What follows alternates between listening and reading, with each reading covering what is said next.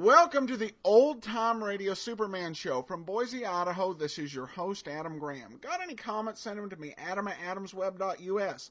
Be sure to cast your vote for the show at Podcast Alley. And remember to check out our magazine site, laserandsword.com, for the latest in new serial fiction. Clark Kent had to escape from jail last time, and we're going to find out what's going to happen next. So let's go ahead and take a listen to Dr. Roebling and the Voice Machine, Part 12. Presenting the transcription feature, Superman! Look! Up in the sky! It's a bird. It's a plane. It's Superman! Yes, it's Superman, strange visitor from the planet Krypton, who came to Earth with powers and abilities far beyond those of mortal men. Superman who can leap tall buildings at a single bound, race a speeding bullet to its target, bend steel in his bare hands, and who, disguised as Clark Kent, mild-mannered reporter for a great metropolitan newspaper, fights a never-ending battle for truth and justice.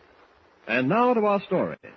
When Clark Kent was arrested and placed in the city jail, he made no attempt to clear himself, because he knew of a plot against the life of Henry Benson, former city treasurer, also in the jail. It was Kent's idea to remain on the spot and prevent the killing, and at the same time capture Curly, the man assigned to do the job. But following a conversation with Lois Lane in his cell, Kent discovered a dictograph hidden under his mattress. Realizing that District Attorney Warren was now aware of everything he knew concerning Benson, Kent broke out of jail as Superman. Meanwhile, Duke Renard, leader of the gang responsible for getting rid of Benson, has received new orders from someone he calls the Big Guy. In a room above the Swan Club, Duke gives Curly the orders. But unknown to either of them, Dr. Roebling is listening with his voice machine and immediately reports to Kent back in Editor White's office at the Daily Planet. White lifts the phone to call the district attorney, but Kent stops him, saying he wants to tackle it alone. For a moment, White looks at him, and then... Are you crazy, Kent? No, but I think I can tackle this on my own. Well, who do you think you are? Superman? Well, not exactly. Oh, not exactly. Now, don't be a stupid fool. I wouldn't mess with Duke Bernard's gang of hoodlums unless I had half the police force behind me. They don't frighten me, Mr. White. I've dealt with their kind before. I know, but one bullet and the deal's over. You don't get any second chance. What was the exact conversation Dr. Roebling picked up on his voice machine? Well, he didn't give it to me word for word, but the gist of it was that Benson was being transferred from the city jail to state prison at 9 o'clock tonight. Yeah? Two of Renard's men, Curly and Spud, were assigned to see that he never reaches state prison alive. Uh-huh. They're going to stop the car Benson rides in on the Conway Turnpike just before it reaches the Red River Bridge. Yeah, and you want to tackle them alone. Ah, you're out of your mind, Kent. What? I'm calling the DA's office. No, wait a minute. Nothing doing. If you call the DA, Mr. White, Benson's goose is cooked. What do you mean? Just this. Benson is a marked man because someone is afraid he's going to talk. That someone is the big guy, the higher-up who gives Duke Renard orders. Doesn't take a genius to figure that out. Well, all right. Now, the original plan, according to what Dr. Roebling and I heard over the voice machine, was to send Curly right into the city jail to do the job on Benson. However, suddenly someone decided to switch Benson to the state prison. Why?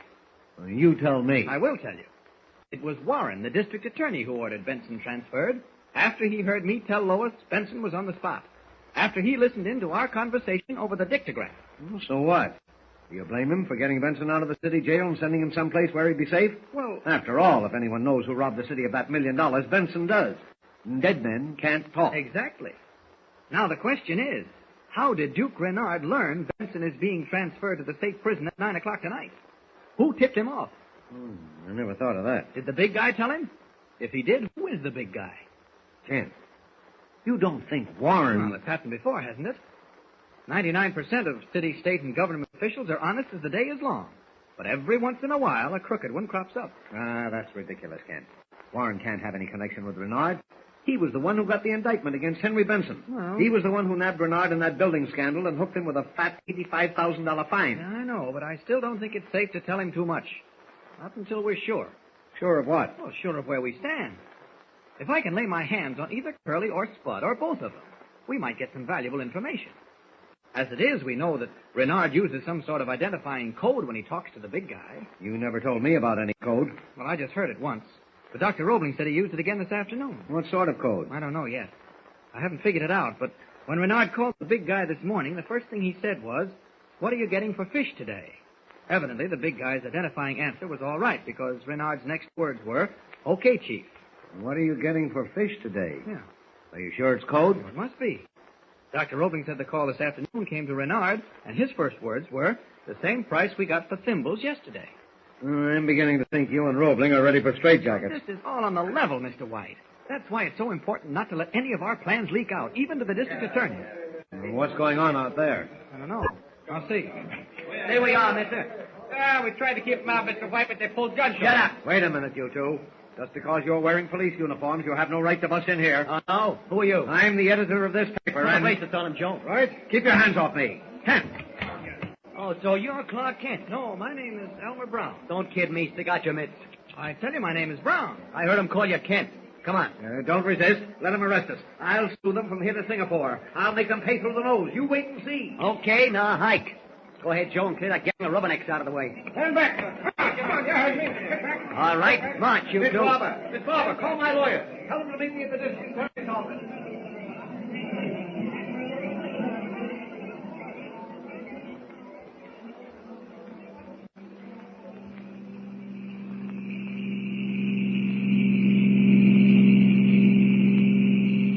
I don't blame you. You're just a couple of cops who have to take orders. Yeah, that's a hot one, ain't it, Joe? I'll make it hot for your boss. You can bet on that. Listen to him. You're wasting breath, Mr. White.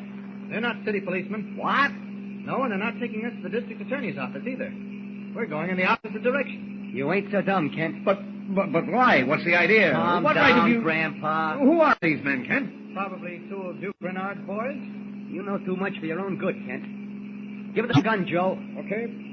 And remember, Grandpa, and you too, wise guy, I'm watching every move you make.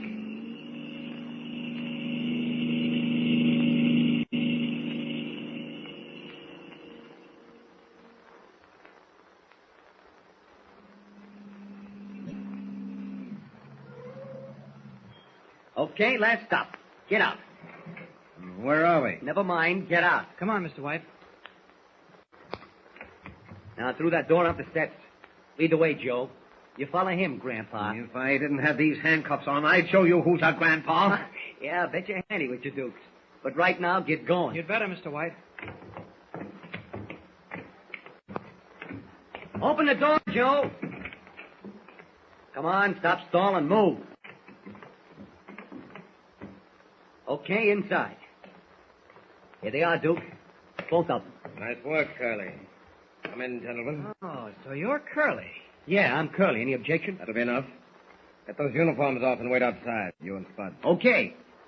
So long, Grandpa. Why, you dirty little... Your name's White, isn't it? Yes, and... You're Clark Kent.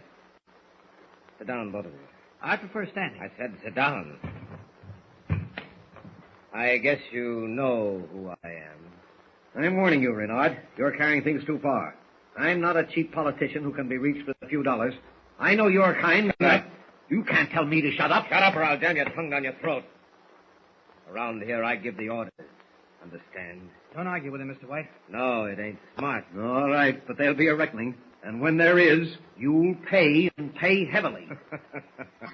Don't make me laugh. What do you want with us, Renard? Nothing much. I just like your company. You might as well come out with it. I said I just like your company. You're going to sit with me until maybe 10:30 tonight. Oh, I see. What do you see? Uh-huh. We're going to sit with you until 10 or 10:30. You figure it'll take about an hour or an hour and a half. What'll take an hour and a half? A little job you're engineering. Yes, a little job of murder. Both you wise guys got good imaginations. You've been going to the movies too much. It ain't healthy. What you're doing isn't healthy either. Never mind about me. I can take care of myself. Now, just relax. You just wait until I get out of here. Just wait. I'll run you and your hoodlums out of town if it's the last thing I do. Relax, brother, relax. You got a long wait. Have I? You might be mistaken. I don't think so. Not this time. Today is Friday. And if you're not behind bars by Sunday, I'll eat my hat. Well, you better start chewing, pal. What time is it, Renard? 5 o'clock. You've got a good long stretch ahead of you. Now, this wouldn't have happened if your nose wasn't so long. Oh, you're right. And it wouldn't have happened if you weren't doing somebody else's dirty work. That's my business, mister. Yes, and it's bad business, Renard. You're just a sucker. Watch what you're saying. You know it as well as I do. You're a sucker for the big guy. Shut up. You'll take the rap if anything happens. The big guy won't. I said shut up. You'll go to the chair for murder. All right, you asked for it. Now, will you keep that big mouth shut, or do I have to smack you around a little? Too bad we're not in this room alone, Renard. Just you and I. You wouldn't be so free with your hands. You talk big, blabbermouth. At least he's not a yellow dog. He doesn't hit a man whose wrists are handcuffed. That's enough out of you. You're lower than a snake's belly. I said that's enough out of you. You see this little gadget? It's a blackjack. One tap behind the ear, and you're out for a long time. Don't say anything, Mr. White. I'm not going to sit here and take his foul abuse. I don't think we'll be sitting here very long. Oh, no? No. I just happened to think of something. Do you mind if I send a friend of mine a message, Renard? Are you nuts? No, just hopeful. You can listen to the message. Dr. Roebling. Huh? Dr. Roebling, this is Clark Kent. A man named Duke Renard is holding Mr. White and myself prisoners. What's this? On the second floor of a frame house located at 10th Street and Marlowe Avenue. This guy's crazy. Dr. Roebling, a man named Duke Renard is holding... Gambling on the chance that Dr. Roebling is listening in on his voice machine, Kent, to the amusement of Duke Renard, sends the inventor an urgent message. The odds are against Roebling picking up the message, but unless he does, Kent will have to devise another method of escape without revealing himself as Superman. Either way, there's bound to be excitement, so listen in. Don't forget, tune in again for the next thrilling episode with Superman. Look, up in the sky. The bird. It's a plane. It's Superman.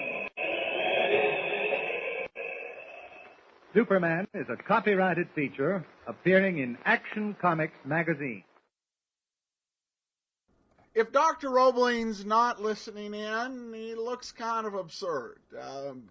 Even if Dr. Roebling happens to be listening in, it's kind of absurd. I like, because the thing is, he could have just said where they're being held without specifically saying that he was sending it to Dr. Roebling. Would be more dignified. But we'll see how he works around it. I think that if he just lets Perry White talk enough, Perry White will end up knocked out, and then Superman can take care of the rest. But we'll see what will happen next week in Part 13. Join us then, please. Any comments, send them to Adam at adamsweb.us. Cast your vote for the show on Podcast Alley. But from Boise, Idaho, this is your host, Adam Graham, signing off.